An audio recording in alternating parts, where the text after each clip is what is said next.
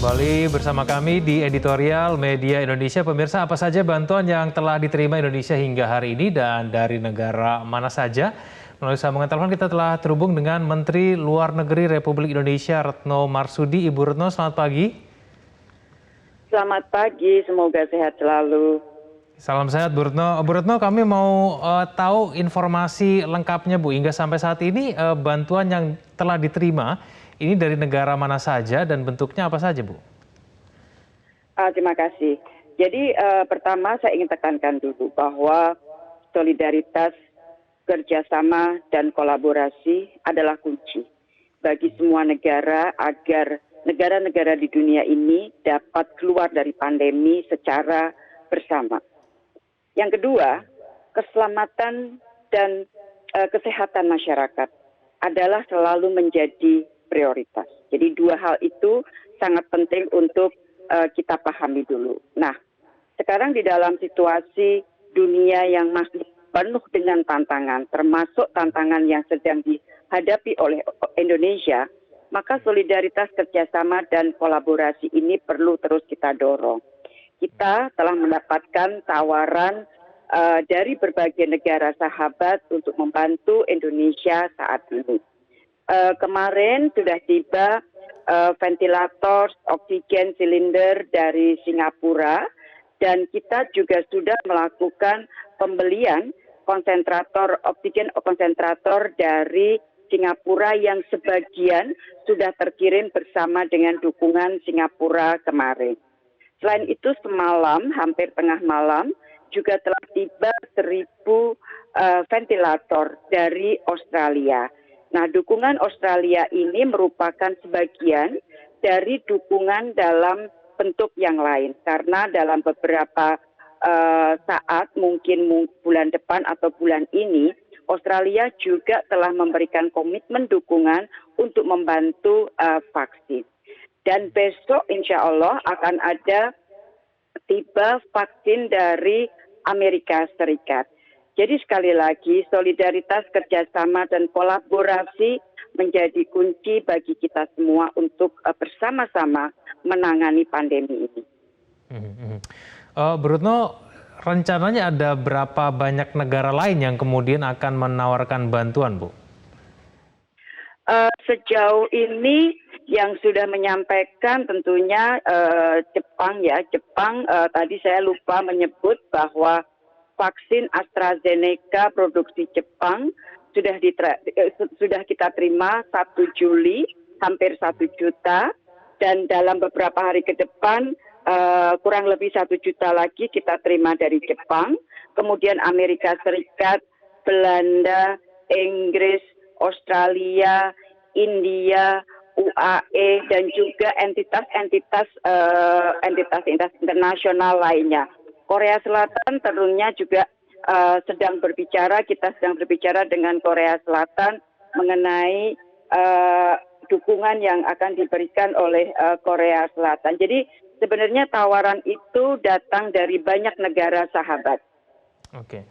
Bu Retno, jika di awal pandemi diplomasi pemerintah dengan luar negeri ini mungkin lebih banyak difokuskan pada pemenuhan kebutuhan alat diagnosis ya. Nah ini fokus untuk saat ini apa nih Bu Retno? Fokusnya adalah sekarang lebih kepada teropatik dan juga vaksinnya. Tetapi isu mengenai masalah silinder ini juga akan memberikan karakter yang khusus di dalam dukungan-dukungan dan kerjasama yang kita lakukan dengan pihak luar. Untuk vaksinasi ini kerjasama dan polanya itu akan seperti apa Bu nantinya ke depan? Jadi mengenai vaksin, kita dari sejak awal pandemi sudah bergerak untuk mengamankan akses vaksin untuk memenuhi kebutuhan dalam negeri. Nah, karena kerja keras kita, maka di titik ini kita sudah memiliki 119.735.200 dosis. Jadi lebih dari 119 juta dosis vaksin. Memang sebagian dalam bentuk bulk curah, yang berarti kalau kemudian diproses ada penurunan sedikit dalam hal persentasenya. Tetapi jumlah tersebut sebenarnya sudah besar, tetapi belum mencukupi. Oleh karena itu, kita terus akan melakukan pengadaan yang sifatnya pembelian, tetapi kita juga melakukan kerjasama, baik secara bilateral maupun multilateral. Termasuk akhir-akhir ini yang terus kita lakukan adalah kerjasama dalam bentuk dosis sharing atau berbagi dosis, baik dilakukan secara langsung bilateral maupun melalui COVAX Facility. Misalnya vaksin yang dari Amerika, Moderna. Total Amerika sudah berkomitmen untuk mendukung Indonesia 4,5 juta vaksin Moderna. Ini dilewatkan melalui COVAX Facility menggunakan mekanisme berbagi dosis. Jadi cara itulah yang kita tempuh, semua cara kita tempuh agar ketersediaan vaksin untuk kebutuhan dalam negeri tercapai. Baik, Ibu Retno Marsudi, Menteri Luar Negeri Republik Indonesia. Terima kasih Bu telah bergabung bersama kami pada pagi hari ini. Selamat pagi Bu Retno. Ya, pemirsa jangan kemana-mana, editorial Media Indonesia akan kembali usai headline news pukul 8. Mulai bersama kami di editorial Media Indonesia, kita akan mulai menyapa penelpon kita pada pagi hari ini. Yang pertama ada Pak Sunoto dari Cirebon, Jawa Barat. Pak Sunoto, selamat pagi. Selamat pagi, Bang Kevin sama Bang Eko ya. Ya, memang pagi, musuh Pak. kita ini adalah virus, tapi yang lebih musuh lagi adalah ketidakdisiplinan masyarakat kita, Bang Eko. Ya kan. Nah, karena masalahnya ketidakdisiplinan, maka ini harus ada langkah tegas, dan yang bisa tegas adalah TNI. Dan yang kedua, virus ini sudah mengganggu NKRI, jadi TNI memang harus turun. 647.000 tentara bisa disebar ke 75.000 desa, dan per desa dapat 6. Yang ketiga adalah secara teknisnya, kalau saya usulkan kalau sampai tanggal 20 gagal, tidak ada cara lain kecuali lockdown. Dengan cara hari pertama sampai dengan kelima, produsen sembako meningkatkan produktivitasnya untuk build up. Hari ke-6 sampai 8 itu pembagian uang bantuan. Hari ke-9 sampai 11 itu rakyat belanja untuk persiapan 15 hari. Hari ke-12 itu adalah total lockdown. Dan mengenai duitnya Bang Eko, 270 juta kalaupun dibantu semua itu duitnya hanya 202 triliun. Kalau 50%-nya hanya 100 triliun. Kalau 30%-nya cuma 70 triliun. Sementara hari ini katanya udah habis 688 triliun.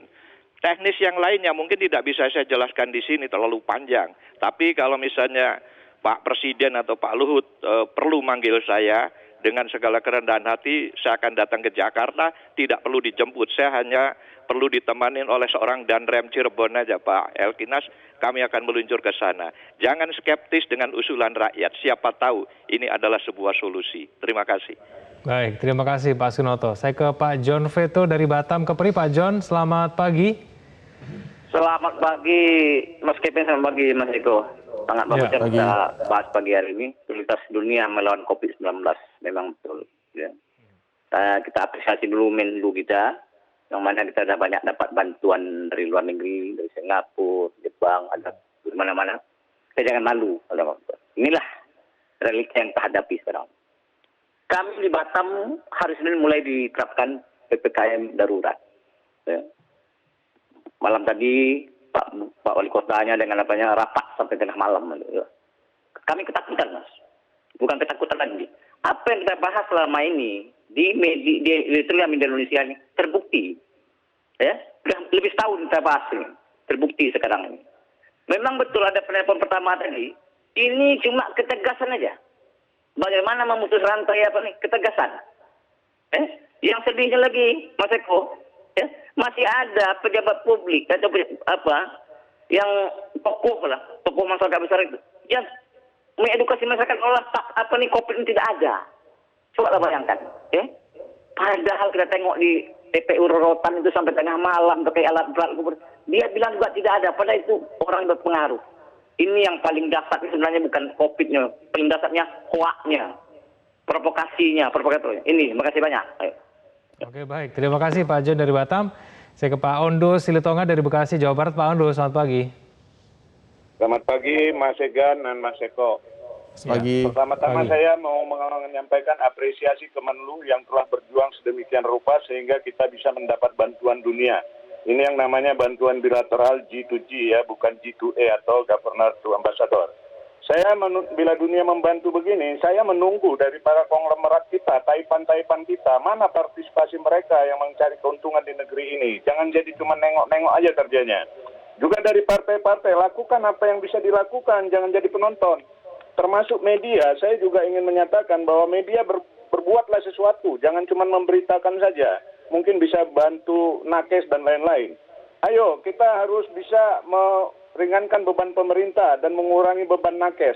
Rakyat biasa saja juga bisa berperan dengan mematuhi PPKM, diam di rumah, pakai masker di mana saja, itu sudah membantu.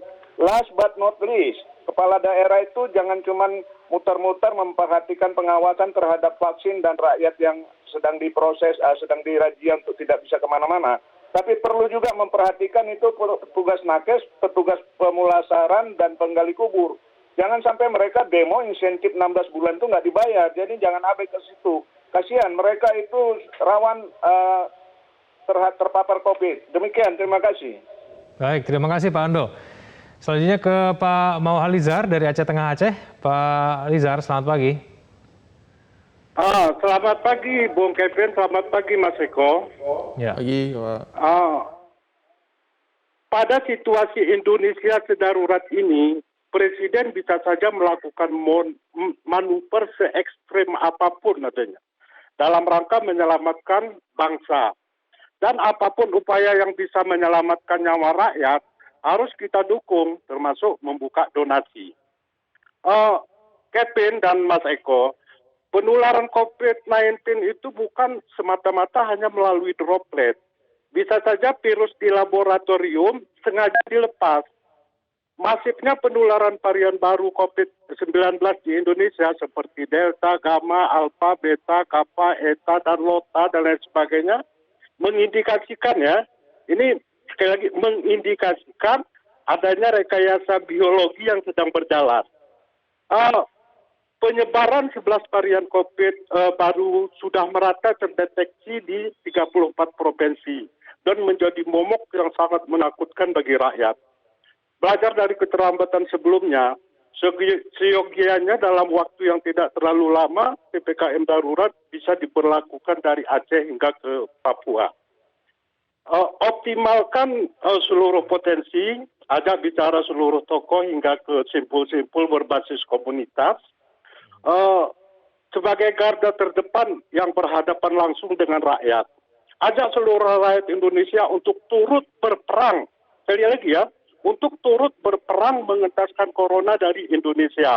Tumbuhkan solidaritas lokal dengan cara, misalnya televisi juga ikutlah membuka donasi seperti terjadinya bencana alam sebelumnya, atau itu pengumpul donasi untuk Palestina yang sebelumnya itu viral. Mana Anumoto Indonesia, mana pedulianmu? Mari kita wujudkan sama-sama. Demikian mungkin Bung Kevin dan Eko. Baik, Terima kasih. terima kasih Pak Mauhalizar dari Aceh Tengah. Terima kasih kepada penelpon-penelpon kita pada pagi hari ini. Mas Eko, kalau kita cermati dari penelpon kita pada hari ini, paling tidak menyimpulkan bahwa seberapa banyak pun bantuan yang datang dari luar negeri tidak akan ada artinya kalau misalnya memang warga Indonesia sendiri tidak saling solidar. Upaya di dalam negeri sendiri kemudian upaya belum maksimal, begitu ya? Tanggapan Mas Eko terkait dengan... Ya, salah satu yang Egan sebutkan tadi, salah satu kuncinya itu sebenarnya PPKM itu kan ada mobilitas. Nah, jadi kalau di bulan-bulan ini mobilitasnya tetap tinggi, pasti akan terjadi peningkatan lonjakan yang bagus. Saya melihat sampai sekarang belum ada pengendalian mobilitas ini. Jadi kalau minimal 30%, bahkan sampai 50%, tentu ada penurunan ini. Ini dari sisi mobilitas salah satunya. Kemudian Egan sebutkan tadi, solidaritas itu memang penting. Jadi bukan hanya luar negeri, tapi juga di dalam negeri. Tapi ketika kita melihat teman kita, saudara kita, tetangga kita yang membutuhkan oksigen, bahkan donor darah yang mantan pasien COVID ini kan sekarang juga sedang melonjak kan. Di mana-mana. Konvalesen itu ya, betul. Iya. Jadi ini perlu solidaritas, perlu kepekaan, perlu kerelaan hati untuk membantu sesama, untuk membantu saudara kita yang memang terkena musibah. Jadi ini terus ditingkatkan saja. Jadi kalau vaksin kan sudah mulai berjalan nih kan, sudah mulai bagus, semua berbondong-bondong. Nah, yang lain-lain itu perlu ditingkatkan, termasuk yang saya sebutkan di awal tadi. Tapi sudah melihat ada peningkatan solidaritas itu belum sih, Mas Eko? Karena jangan-jangan nanti sampai tanggal 20 itu nanti, sampai ketika PPKM darurat ini tidak membuahkan hasil begitu. Bahkan nanti memaksa untuk pemerintah lebih melakukan langkah-langkah yang lebih ekstrim begitu nanti ya. Pengetatan lebih lagi dilakukan. Bagaimana Mas Eko? Solidaritas saya lihat sudah ada, bahkan mulai terjadi peningkatan yang luar biasa kalau solidaritas. Yang belum itu mobilitas. Kalau Anda melihat di beberapa daerah, itu mobilitas warga itu masih seperti biasa. Ya, PPKM itu tujuannya salah satu adalah menekan mobilitas. Jadi kalau minimal saja 30%, bahkan kalau bisa 50% itu pasti akan menekan angka COVID-19 di bulan ini kan. Kalau kita melihat kan ada peningkatan yang sangat luar biasa sekarang, bahkan sudah mendekati 40.000. Jadi kalau itu nanti terus naik sampai bulan Agustus bisa sampai 100.000 misalkan, ya itu pasti rumah sakit akan bukan hanya kewalahan, pasti akan kolaps itu, karena ketersediaan ICU ya. Tempat tidur untuk pasien pasti sangat luar biasa. Bukan hanya di lobi, tapi mungkin bisa tenda-tenda di luar akan semakin meningkat itu. Jadi ini perlu ditekankan kepada masyarakat bahwa virus varian yang dari India ini sangat luar biasa. Ini penularannya sangat cepat sekali. Jadi dibutuhkan kesadaran masyarakat. Jadi ketika PPKM ini memang diluncurkan, sudah dimulai, jangan sampai kemudian mobilitas itu malah semakin menjadi-jadi. Nah, kalau kita melihat di Jakarta sudah ada sanksi-sanksi yang tegas tuh kemarin. Pak Anies sudah keliling dan lain-lain. Di beberapa daerah juga demikian. Nah, tapi saya melihat di beberapa daerah di Jawa Timur misalkan atau Jawa Tengah juga masih ada mobilitas. Di Jakarta di beberapa daerah juga saya lihat masih ada. Jadi ini perlu kesadaran dari bukan hanya pribadi tapi banyak orang lah ya. Jangan sampai kemudian ini PPKM menjadi tidak ada artinya lagi. COVID-19 semakin naik, tentu ini sangat memberatkan pemerintah nanti. Mungkin kalau orang masih melakukan mobilitas karena mungkin pertimbangan ekonomi, Mas, atau mungkin karena memang mereka tidak mengindahkan peraturan PPKM. Nah, ini bagaimana, Mas? Ya, kita memang harus beriringan ya antara ekonomi dan keselamatan warga. Tapi dalam 2 minggu ini saya kira keselamatan warga lebih diutamakan daripada ekonomi. Ya kalau ekonomi dalam 2 minggu ini kan sudah mulai ada bantuan yang diberikan oleh pemerintah. Meskipun tidak signifikan ya secara nilai, tapi itu sangat membantu sebetulnya daripada tidak ada ikan. Jadi lebih baik di 2 minggu ini kita lebih banyak di rumah lah. Jadi kalau disuruh bekerja di rumah ya bekerja di rumah. Jangan sampai kemudian pimpinannya memaksakan karyawannya untuk masuk. Ya, ini ditemukan di Jakarta kemarin. Akhirnya dimarah-marahin sama gubernur. Jadi ini yang harus diperhatikan betul. Jangan sampai kita semau gue lah istilahnya gitu kan. Jadi instruksi gubernur tidak diindahkan, pemerintah pusat juga diabaikan. Nanti ujung-ujungnya pasti akan naik lagi. Nah, ketika naik lagi sudah pasti akan kesusahan. Kita lihat di mana-mana sekarang TPU di Rorotan, di Jakarta, di beberapa tempat, bahkan di daerah-daerah itu hampir setiap hari itu hilir mudik itu ambulan ke sana. Itu menandakan bahwa COVID ini belum selesai sepenuhnya kan. Mungkin karena PPKM mikronya mungkin juga tidak berjalan dengan maksimal ya Mas Eko ya. Ini kan PPKM darurat ini skala nasional. Betul. Tapi kemudian ini juga awalnya adalah PPKM mikro. Seharusnya kemudian di tingkat kelurahan dan kecamatan ini melakukan berbagai upaya untuk melakukan pembatasan terhadap warganya. Karena diharapkan dengan skala mikro ini akan lebih efektif begitu ya untuk mengontrol dibandingkan dengan skala nasional begitu.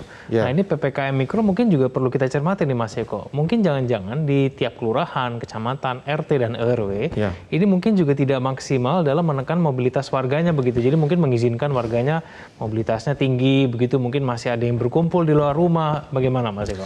Ya, yang tahu daerahnya itu sebetulnya pemerintah daerah setempat. Misalkan di Jawa Tengah misalkan ya. Yang tahu tuh pasti gubernur dan bupati, wali kota dan lain-lain. Jadi mereka harus sering keluar itu melihat warganya, tentu dengan protokol kesehatan yang ketat. Jadi kalau yang di Egan sebutkan tadi memang banyak terjadi di Pulau Jawa dan Bali ini misalkan. Jadi harus sering diedukasi itu dari tingkat yang paling bawah sampai pemerintah daerahnya. Kan mereka yang tahu sebetulnya. Jadi kalau memang sudah diminta untuk PPKM untuk tidak keluar rumah atau bahkan tidak boleh nongkrong, tidak boleh ada yang buka untuk makan di tempat situ, ya itu dilaksanakan. Misalnya take away aja. Nah, itu kan hal-hal yang bagus sebetulnya. Tapi kalau ini dilanggar, kemudian didiamkan, pasti nggak ada gunanya untuk PPKM. Nah, itu harus ada ketegasan. Jadi mungkin ketegasan ini harus diberikan dengan sanksi. Banyak sekarang sudah ada sanksinya, ya kan? Ada dendanya. Tapi itu kan perusahaan-perusahaan besar atau yang sudah mapan. Tapi kalau yang individu-individu yang melanggar ini kan belum, ya kan? Jadi memang harus ditegaskan lagi bahwa dalam bulan ini sampai bulan depan itu harus ada ketegasan yang luar biasa agar COVID-19 ini semakin menurun. Oke, Mas Eko, kita jeda dulu. Pemirsa jangan kemana-mana, kami akan kembali usai jeda yang satu ini. Kembali bersama kami di editorial Media Indonesia. Mas Eko, kita kembali berbicara mengenai solidaritas dunia begitu ya melawan COVID-19. Mas Eko, tadi kita sudah dengarkan keterangan dari Menteri Luar Negeri Ibu Retno Marsudi ya. Tapi sebetulnya kalau kita cermati mengenai keadaan Indonesia pada saat ini kan masalahnya banyak ya Mas Eko ya. Mungkin mulai dari vaksinasi yang memang sekarang sedang digenjot tapi mungkin masih kurang begitu ya. Lalu kemudian obat-obatan yang langka, oksigen juga yang mungkin butuh bantuan. Di antara semua permasalahan Indonesia di tengah lonjakan kasus COVID-19 ini mana Mas yang mungkin paling krusial, paling kita butuhkan datang dari luar negeri supaya kemudian mampu mencukupi kebutuhan kita pada saat ini? Ya, satu pertama vaksin, yang kedua obat-obatan. Kalau oksigen, saya kira memang sudah bisa dipenuhi meskipun di beberapa tempat kekurangan. Jadi kalau memang ada bantuan oksigen, saya kira lebih baik. Jadi kalau vaksin itu tergantung ketersediaan dunia, ya. Bahkan kalau di dunia yang di Amerika, misalkan di Eropa Barat, mereka sudah mulai dengan vaksin ketiga, ya, booster. Jadi ini untuk booster ya maksudnya? Booster untuk semakin meningkatkan kekuatan imun mereka. Jadi Indonesia nanti mungkin minggu depan lah ya, itu ada Moderna dari Amerika, itu 1,4 juta itu untuk tenaga kesehatan. Ini bagus. Jadi untuk mereka yang paling depan, garda terdepan untuk penanggulangan COVID didahulukan. Jadi kemudian obat-obatan. Saya kira dengan melonjaknya pasien COVID ini obat-obatan juga penting. Kalau kita melihat kemarin Pak Luhut bicara bahwa hanya sekelas paracetamol aja kita nggak punya di sini. Tapi ketika kemudian ada kasus di India, kemudian kita berbenah, akhirnya mulai ada pabriknya di sini. Nah ini hal-hal semacam itu kan sebetulnya sangat krusial. Obat-obatan sekelas paracetamol aja kita nggak punya. Sekarang mulai ada. Jadi saya kira vaksin yang pertama, kemudian obat. Yang ketiga saya kira oksigen tadi, meskipun kalau kita melihat dari pernyataan-pernyataan pejabat-pejabat yang menanggulangi COVID ini, oksigen ini bisa kita tanggulangi, ya, bisa kita sediakan meskipun di beberapa tempat tidak merata. Di Jawa Tengah kemarin Gubernur Jawa Tengah juga meminta penambahan oksigen karena di beberapa rumah sakit kekurangan.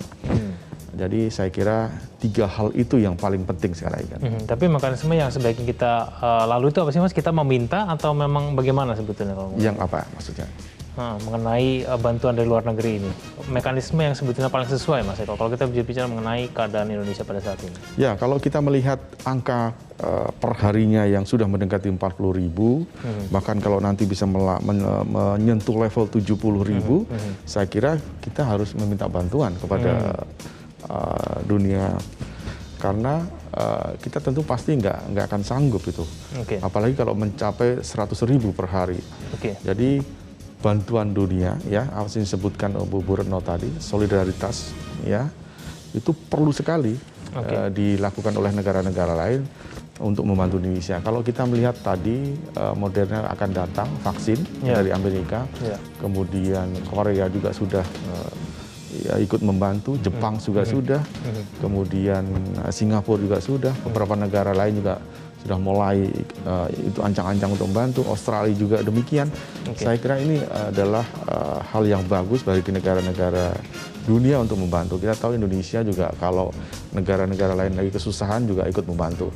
Jadi tentu ini perhatian yang sangat bagus yang diberikan oleh negara-negara lain kepada Indonesia. Baik. sembari kita menunggu dan berharap solidaritas dunia ini terus meningkat, kita juga berharap semoga PPKM darurat ini betul-betul efektif supaya lonjakan kasus COVID-19 segera berakhir. Terima kasih Mas Eko telah bersama kami pada pagi hari ini. Selamat pagi Mas Eko. Bisa mengatasi pandemi COVID-19 yang mengganas tidak bisa semata menyerahkan semua urusan ini kepada pemerintah. Seluruh elemen masyarakat juga harus ikut membantu memutus rantai penyebaran COVID-19 dengan tetap disiplin menerapkan protokol kesehatan. Begitu pula para pemilik usaha sudah seharusnya mematuhi kebijakan pemberlakuan pembatasan kegiatan masyarakat darurat yang diterapkan pemerintah. Jika negara lain saja mau ikut membantu dan memikirkan, mengapa kita justru tega membiarkan negeri ini semakin sekarat? Terima kasih Anda telah menyaksikan editorial Media Indonesia. Selamat pagi. Metro TV,